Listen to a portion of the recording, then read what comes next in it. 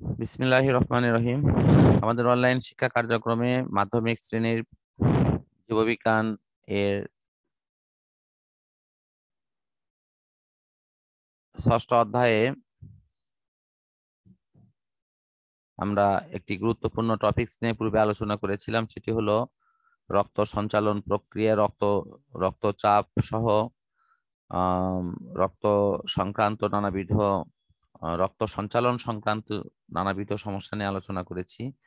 তো পূর্বের ক্লাসের ধারাবাহিকতায় এখন আমরা রক্তর সাথে সংশ্লিষ্ট আরেকটি বিশেষ পদার্থের নামটি নিয়ে আমরা আলোচনা করব, সেটি হলো কোলেস্টেরল। এটি এক ধরনের লিপ্টোপ্রোটিন নামক যৌগের মাধ্যমে এটি সৃষ্টি হয় এবং রক্ত প্রবাহে সাধারণত 3 ধরনের এই লিপ্টোপ্রোটিন দেখা যায়। একটা হলো এলডিএল, লো ডেনসিটি লিপ্টোপ্রোটিন। এটাকে খারাপ কোলেস্টেরল বলা হয় কারণ এটি হৃদযন্ত্রের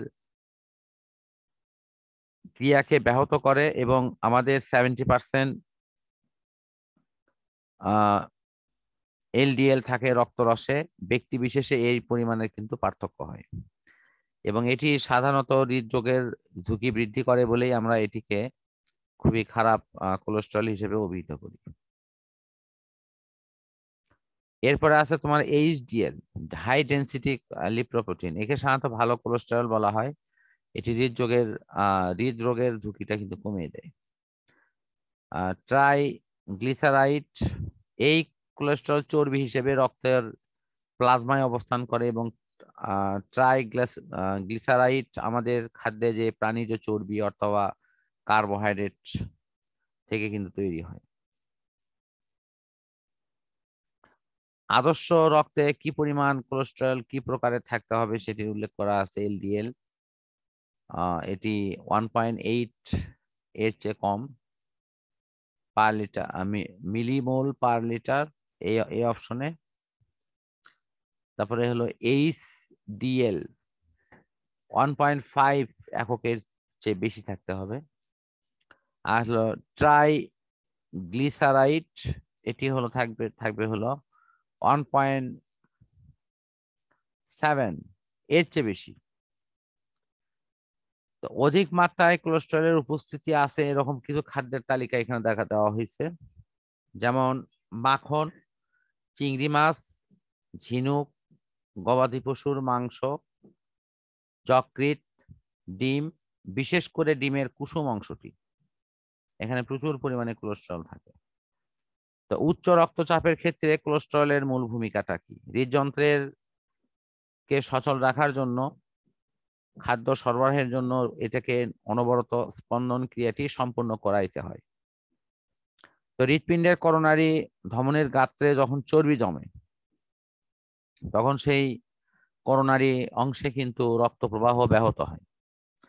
ফলে হৃৎপিণ্ড পর্যাপ্ত পরিমাণে অক্সিজেন এবং খাদ্য যে সার বস্তু সেটি না পাওয়ায় সেটি ক্ষতিগ্রস্ত হয় এবং রক্ত চলাচল কমে যাওয়ায় তখন তার হৃৎপিণ্ডের যে স্বাভাবিক ক্রিয়াকর্ম সেটি ব্যাহত হয়।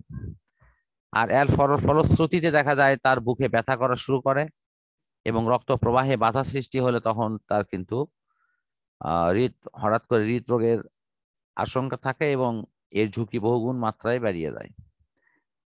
তো এটা আমরা করোনারি থ্রম্বোসিস নামেও ডেকে থাকি এই হৃদযন্ত্রের ক্রিয়াটি বন্ধ হওয়ার ক্ষেত্রে। তো এখন আমরা দেখব যে কোলেস্টেরল এই হৃৎপিণ্ডে রক্ত সঞ্চালনের যে শৃঙ্খলা তার সাথে কিন্তু এটি জড়িত। এটা যদি মাত্রার চাইতে বেশি হয় তাহলে সেই শৃঙ্খলাটাকে তখন সে বিশৃঙ্খলে রূপান্তর করে। কাজে আমাদের অবশ্যই ভালো মানের যে কোলেস্টেরল এর পরিমাণটা বৃদ্ধি করতে হবে, আর খারাপ মানের কোলেস্টেরলের পরিমাণটা খাদ্য বা খাদ্য উপকরণ সংগ্রহ করার ক্ষেত্রে আমাদের এটি কমাই ফেলতে হবে। তো যকৃতের মাধ্যমে যখন দেহে থেকে বিভিন্ন উপকরণ গুলো চলে আসে তার মধ্যে অন্যতম প্রধান একটি উপকরণের নাম হলো পিত্তরস। পিত্তরসে কোলেস্টেরলের মাত্রা যখনই বেড়ে যাবে তখন পিত্তরসের তলানিতে জমে সেটি কিন্তু পাথর তৈরি করবে এবং এটি পরবর্তীতে আমাদের শারীরিক ফাংশনে নানাবিধ জটিল অবস্থা তৈরি করলে তখন সাধারণত সার্জারি ডাক্তাররা এটিকে শৈল চিকিৎসার মাধ্যমে অপারেশন করে প্রতিস্থাপনের তারা চেষ্টা করে। কাজে আমাদের এই প্রবলেমটি যাতে না হয় সেজন্য আমাদের কোলেস্টেরল গ্রহণের ক্ষেত্রে আমাদের অনেক বেশি সাবধানতা অবলম্বন করা উচিত। আমরা এরপরে দেখব হলো অস্থিমজ্জা ও রক্তের অস্বাভাবিক অবস্থা বা লিউকেমিয়া। ভ্রূণ অবস্থায় সাধারণত যকৃৎ এবং প্লীহায় লোহিত রক্তকণিকা তৈরি হয়। শিশুদের জন্মের পর থেকে তাদের দেহের যে লাল অস্থিমজ্জা আছে সেখান থেকে লোহিত কণিকা তৈরি হওয়া শুরু করে। আমরা নিশ্চয় জানি যে রক্তে লোহিত কণিকার গুরুত্ব অপরিসীম। এটি অক্সিজেনকে পরিবহন করার কাজে সাহায্য করে। এখন কোনো কারণে যদি শ্বেত রক্তকণিকার বৃদ্ধি ঘটে লোহিত রক্তকণিকার চাইতে বেশি হারে, তখন অস্থিমজ্জা হতে অধিক পরিমাণে শ্বেত রক্তকণিকা তৈরি হয়। পরোক্ষভাবে লোহিত রক্তকণিকা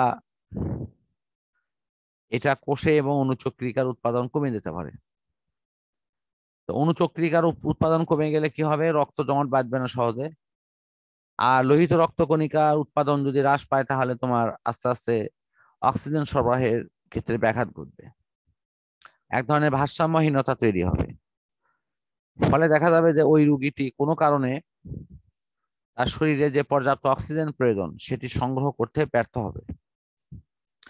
তখন তাকে শ্বাসকষ্টে কষ্টের রোগী হিসেবে কিন্তু ভর্তি করানো হয় এবং তার জন্য যে আরো অনেক বেশি দুর্ভোগ অপেক্ষা করে তা হলো আমাদের যেহেতু নিরবিচ্ছিন্নভাবে অক্সিজেন পাওয়ার ব্যবস্থা খুবই সীমিত, ঠিক সেই কারণের জন্য কন্টিনিউয়াসলি তাকে বাঁচিয়ে রাখার জন্য অতিরিক্ত অক্সিজেন গুলো আমাদের ভিন্ন প্রক্রিয়ায় সংগ্রহ করে নিয়ে এটি করতে হয়। তো এই কারণের জন্য আমাদের অবশ্যই লোহিত রক্তকণিকা যথাযথ মাত্রায় রক্তে থাকুক এবং এটি শ্বাস প্রশ্বাসে প্রয়োজনীয় ভূমিকা পালন করুক, এই ব্যাপারটি আমাদের কাছে গুরুত্বপূর্ণ। আমাদের এখন শ্বেত রক্তকণিকার পরিমাণটা যদি বেড়ে যায় তাহলে কি হবে? তাহলে আমরা অতি সহজেই বলতে পারি যে সেই ব্যক্তিটা লিউকেমিয়ায় বা আমাদের যেটি স্থানীয়ভাবে আরো বলা হয় ব্লাড ক্যান্সার, এটিতে আক্রান্ত হয়েছে বলে ধরে নেওয়া হয়। তো এই যে ক্যান্সার আক্রান্ত কোষ, শ্বেত কোষগুলো তখন এটা অস্বাভাবিকভাবে বৃদ্ধি পেতে পারে এবং সেক্ষেত্রে তার যে রোগ প্রতিরোধকারী যে বৈশিষ্ট্য সেটি কিন্তু তার কাছে তখন অনুপস্থিত থাকে। ফলে দেখা যায় যে শ্বেত রক্তকণিকা গুলো দীর্ঘদিন বৃদ্ধি হতে থাকে এবং লোহিত রক্ত এর পরিমাণটা যদি অস্বাভাবিকভাবে কমে যায় তাহলে দেখা যাবে যে ওই ব্যক্তির স্বাভাবিক জীবনযাত্রা ব্যাহত হয় এবং তাকে তখন চিকিৎসকের শরণাপন্ন হয়ে প্রয়োজনীয় চিকিৎসা নিতে হয়। তবে সব ক্ষেত্রে এই অসুখের কিন্তু চিরস্থায়ী যে অবসান সেটি কিন্তু হয়তো ঘটে না। তো বর্তমানে প্রাথমিক অবস্থায় রোগ যদি শনাক্তকরণ করা যায় তাহলে এটিকে অবশ্যই চিকিৎসা করে অনেক বেশি নিয়ন্ত্রণ করা সম্ভব। কিন্তু সাধারণত আমাদের যে বিষয়টি সবচেয়ে বেশি ঘটে তা হলো যে এখানে ক্যান্সার কেমোথেরাপি অস্থি প্রতিস্থাপনের মাধ্যমে এই রোগের চিকিৎসা করা হয় প্রকারভেদে। এই চিকিৎসারও প্রকারভেদ আছে এবং এটি নির্ভর করে হলো তোমার কি প্রকারের চিকিৎসাটি নেওয়া হচ্ছে, কি উপায়ে নেওয়া হচ্ছে তার উপর।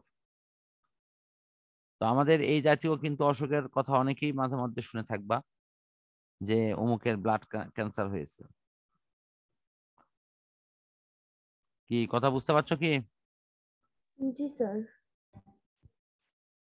তাহলে আমাদের এই ব্লাড ক্যান্সারের কিন্তু মূলত চিকিৎসা আছে, বাট এটি এত ব্যয়বহুল এবং এতটা টেকনিক্যাল সময়ের মধ্যে অবস্থানের মধ্যে এটি হতে হয়। এখন আমরা পরবর্তীতে হার্ট অ্যাটাক নিয়ে ইনশাল্লাহ আলোচনা করব।